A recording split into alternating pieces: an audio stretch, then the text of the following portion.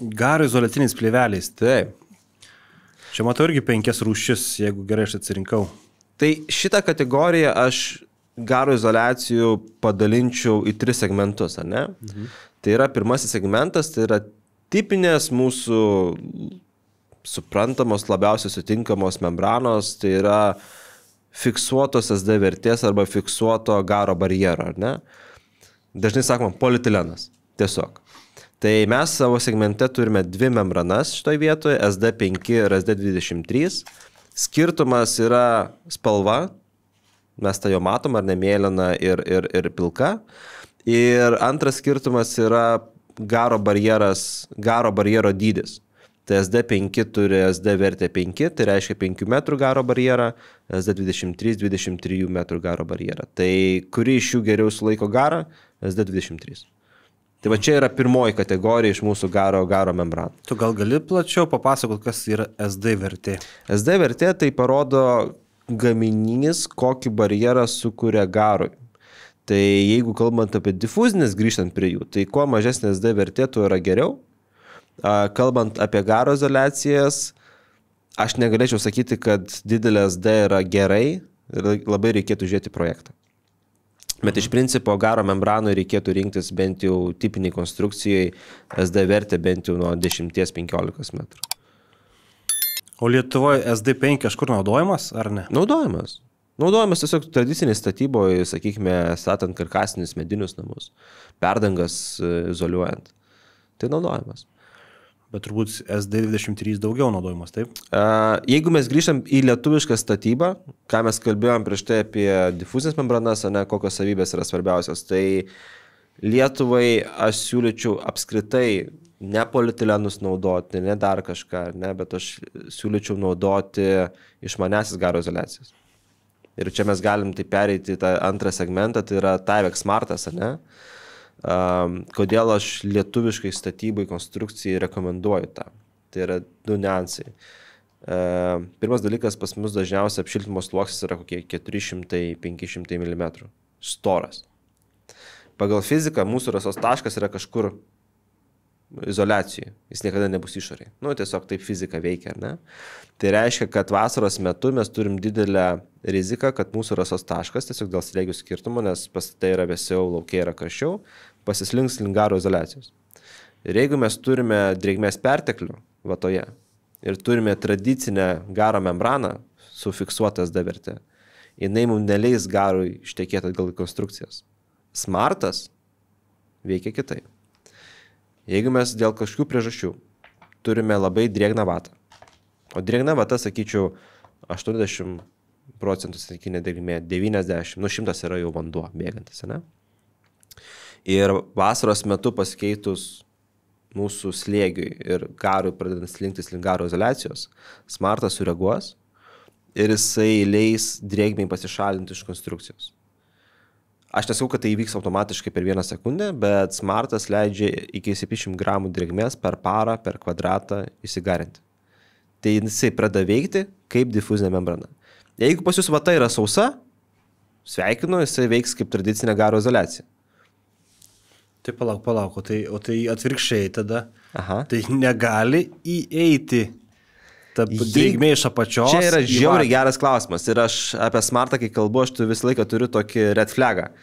Gal uždėsit kur nors kampe tokį šauktuką raudoną didelę, ne? Smarto negalima naudoti šlapiose patalpose. Nei vienos išmaniosios garo izoliacijos, nei vienos, kuri egzistuoja man žinant šiai dienai rinkoje, negalima naudoti šlapiose patalpose. Kas yra šlapios patalpos? Baseinas, sauna, profesionali virtuvė. Nu dabar tiek sugalvoja, ne? Kur yra beprotiškas kiekis drėgmės. Jeigu tą darysi, tada Smartas tikrai suleis visą drėgmę į vatą. Bet jeigu mes kalbame apie tradicinę statybą, darželiai, ofisai, privatus namas, nežinau, sporto salė, Smartą sudedi ir pamiršti. Tai va, tai yra tokių niuansų. Bet 90% objektų Smartas puikiai tinka.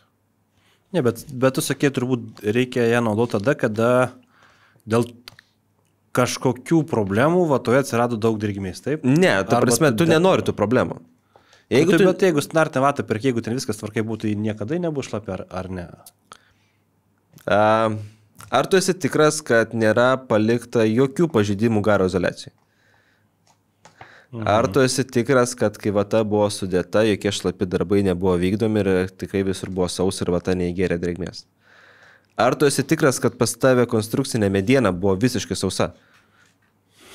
Dažniausiai. Ir ar tu esi tikras, kai vyko statybos, kai dėjo vatą, kad jeigu lyjo, kad difuzinė membrana buvo suklijuota, kad per ją niekas nepateko? Ir dar vienas niuansas. Ar tu esi tikras, kad po grebėstais stogdengys sudėjo butilinę juostą tarp difuzinės membranos ir grebėsto, kadangi jisai grebėstus tvirtino vienimis, kurios pažydžia funkcinį sluoksnį. Ir jeigu nėra butilinės juostos, kurie kaip barjeras, ne, drėgmai patekti toliau konstruktyvą, ar tu esi tikras, kad ten drėgmės nepateko? Taip, Aš niekada tikras nesu. Tai tikras, tai nesu, bet dabar. O tam, kad turėti draudimą, ne rizikų. Čia yra rizikų draudimas. Aha. Tai susidedi smartą.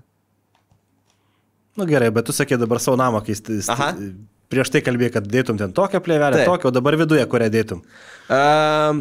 Aš dėčiau smartą, tarsi vienareikšmiškai. Mano pirmasis pasirinkimas yra smartas. Ir šiai dienai, ta prasme, man beje pasisekė, nes mano name yra smartas beje. Nes aš tau minėjau, aš pirkau namą pastatytą. Bet aš labai gilinausi detalės. Tiesiog man buvo įdomu, kas yra sudėta. Žinau, kad yra taivekas ant stogo sudėtas, supro beje. Žinau, kad sienose, kadangi minėjau, karkasinis namas yra sudėtas softas ant sienos, o garo izoliacija yra sudėta smartas. Tai iš gerų statybininkų pirkai? Įmonė statė viena vakarų Lietuvoje esanti, ta prasme. Tai aš žinau, ta įmonė, jie naudoja tikrai modernes technologijas ir viskas to yra gerai. Tai ten aš labai ramiai jaučiuosi, sakykime, ar ne, kad jeigu aš žinau, kad jeigu kažkodėl buvę šeimininkai prieš tai vedė elektrą arba elektrikas vedė elektrą, netyčia pažeidė garo izoliaciją, sakykime, tai smartas, netgi esant drėgmės nuotėkiui, jisai vis tiek man padės išgarinti drėgmę. Ir tai yra fizika. Tai nėra nauja technologija, tokia technologija egzistuoja rinkoje virš 20 metų, tai čia nieko tokio naujo turbūt nepasakysiu. Tai rezumuojant, man trumpai gali pasakyti, kas tas smartas yra? Smartas tai yra garo membrana, kuri geba išleisti drėgmę į patalpų vidų atgal. Į vidų atgal, taip. O tai kodėl negali tas, jeigu tau drėgna vata, negali išleisti pro difuzinę į viršų? Ir išleidžia? Ne, tai gali, bet ta prasme kartais neužtenka. Kartais neužtenka tik tai difuzinės membranos. Būna per drėgna. Arba per storas apšiltimo sluoksnis ir visa drėgmė negali dėl spaudimo patekti link difuzinės. Tai aš turėjęs tokią istoriją ir tai iš tiesų yra pavyzdys, dėl ko smartas padėjo žmogui šiek tiek. Ir aš žinau, kad padėjo, nes tam objekte buvo praeitais metais. Tai per COVID pastatė, 2019 pastatė namą ir sudėjo vatą, jinai buvo šlapia ir buvo žema. Šlapę vatą pridėant prie difuzinės membranos, difuzinė membrana visą laiką minusai yra žiemos metu.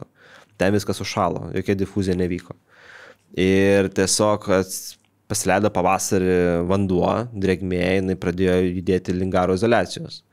Tai teko matyti smartą netgi šiek tiek, tarsi matėsi, kad ten yra vanduo už jo, drėgmės labai daug.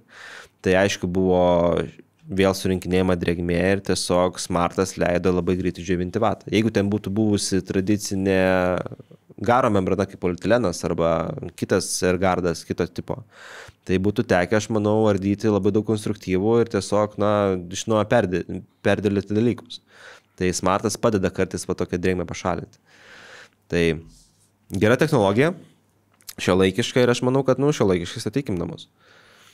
Supratau, tai kam tada gaminat jūs tada SD23, SD5? Tai yra rinkų niuansai tam tikri, sakykime, ar ne, tai ne visą laiką smartą visi nori naudoti, vieni nori naudoti fiksuotos SD vertės gaminius, turim pasiūlyti tą, tai viskas tu yra tvarkoj.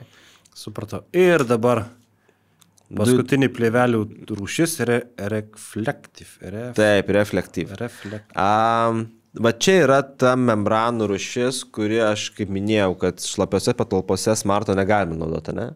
Šlapiose patalpose ir nelabai rekomenduočiau naudoti polietileno, kuris ten turi SD vertę 60 ar 100 metrų.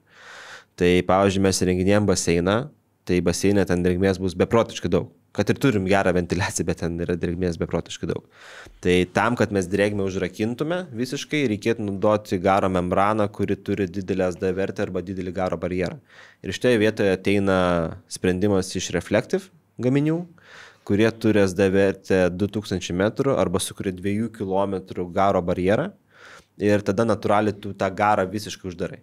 Nu, tai žinoma, reikia viską suklijuoti, sandarinti, pažeidimus visus, panaikinti, jeigu netyčiai atsirado. Tai va čia yra sprendimas ypatingai šlapiom patalpom. Tai pavyzdžiui, mes turime restorano virtuvę, mokyklos virtuvę ar dar kažkur, kur tikrai daug drėgmės, nes gamina maistą, ten reikėtų reflektyvą dėti. Mes turime skalbyklą, kurioje beprotiškai daug ir šilumos yra ir drėgmės, mes turim dėti reflektyvą. Mes turime, sakykime, nežinau, sporto salę, tai galbūt, sakykime, ten irgi drėgmės daug sugeneruojama tiesiog žaidžiant arba sportuojant, tai reflektyvas irgi geras yra sprendimas. Tai va, tai yra tokios medžiagos, kur, sakykime, yra nauda iš jų. O tas blizgutis duoda kažką? Tai šitas blizgutis yra aliuminis. Taip. Tai jisai duoda tą, kad jisai geba atspindėti iki 95% šilumos. Aš esu matęs triukus. Statybininkai, kurie, sakykime, turi prie telefono arba turi įrankius tiesiog matuoti šiluminius spindulius, ar ne? Tai aš esu gavęs nuotraukų, kur statybininkai atsistoja prie reflektyvų ir tiesiog savo atvaizdą šešėlį mato, ta prasme, per kamerą būtent kaip atspindi šilumą. Tai yra tas pliusas atspindėjimo šilumos, nes su reflektyvu tu gali padaryti termosą. Ir čia toksai irgi raudonas šauktukas visiems, kurie sako, aš nusipirkau blizgę plėvelę, kur yra daug pigesnė. Aš laiką sakau, okei. Ar galima pamatyti dokumentaciją tos plėvelės? Žinoma, be jokių problemų. Nori atsidaryti dokumentaciją ir ten tu matai SD vertę 60 metrų. Tai ką aš noriu pasakyti, kad jeigu jau renkatės blizgę plėvelę ir tikrai norite visų tų parametrų, ko norėjote, tai yra šilumos atspindėjimo, to termos efekto, didelio atsparumo garams, atsidarykit arba techninių eksploatacinių savybių deklaraciją arba techninių duomenų lentelę ir pažiūrėkite SD vertę. Jeigu SD vertė yra parašyta mažiau negu 1500 metrų, tai realiai ta plėvelė yra blizgi, panašiai kaip saldainių popieriukas ir ką jinai bendro galėjo turėti su aliuminio. Nu, gal kažkada savo gyvenime prie aliuminio kokios bačkos arba prie aliuminio daikto stovėjo. Tai va, tai irgi toks yra niuansas, kad ne visos blizgios plėvelės yra tai, ko jūs tikitės ir norit.